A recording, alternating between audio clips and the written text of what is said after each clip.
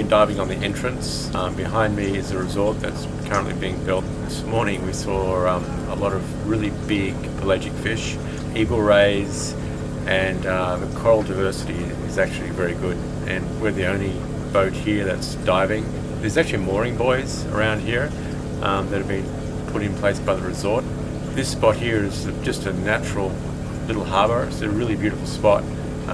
If you were to anchor, you could probably only fit maybe 3 or 4 yachts in here, but because there's now mooring buoys here, you can actually have up to around 12 yachts. It gives you great protection from the southeasterlies, but more importantly the southwesters, the big blustery southwest winds that come through this time of year. It can blow up to 45 knots.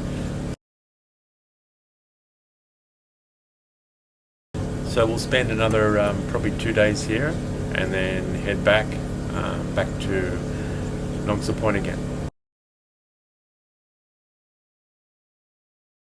We had visibility up to around about 40 meters.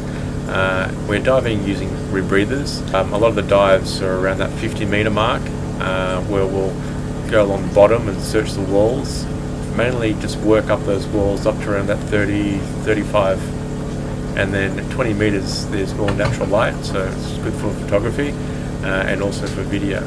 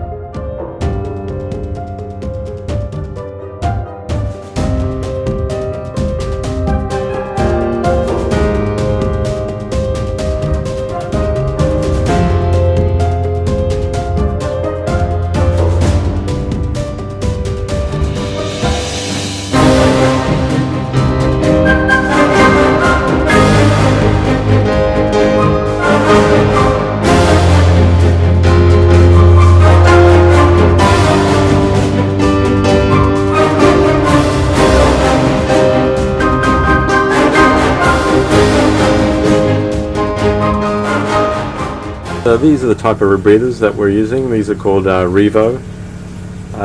They're made in Europe, and they're really good for diving quite deep. The sweet spot around here is around about that 40 to 50 meter mark, but these units can obviously dive a lot deeper than that. The reason we have this whopping big oxygen bottle here, when we dive, we're actually mixing a nitrox mix as we go. So on these rebreathers, we've got 2 tanks, and these are actually quite small. This tank here is 1.5 litre, and so this is pure oxygen. So from that G size big bottle down there, we're pumping these small bottles up. So this is pure oxygen. Then on this side, it's still, this is 1.5 litre, and this is just air, plain air, and that's being pumped from the Bawah compressor over here and that compressor easily pumps these tanks. It takes about 2 minutes. And so what's happening inside here is that you've got a computer. This computer is monitoring how much oxygen is in the air that's being mixed in here. So basically, if you're a nitrox diver, so you dive with nitrox, you might have a tank that's filled with, say, 40% nitrox, so 40% oxygen, 60% nitrogen, basically. So what's happening here, though, is that this is constantly changing. So we can set this to be 50% or 70% or even 80% oxygen or pure oxygen. But obviously you can't dive more than a few meters underwater if you're just breathing pure oxygen. So as you go down deeper, the mix, you can change it. The other good thing about these rebreathers is that they offer manual and electronic.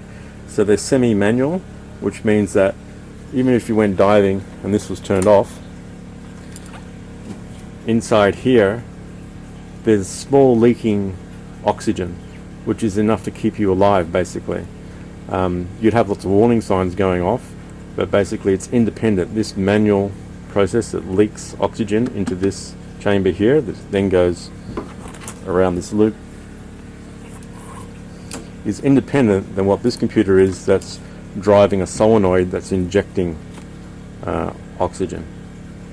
And so that makes the whole process very safe, because you've got an electronic but also the standard manual that sits in the background.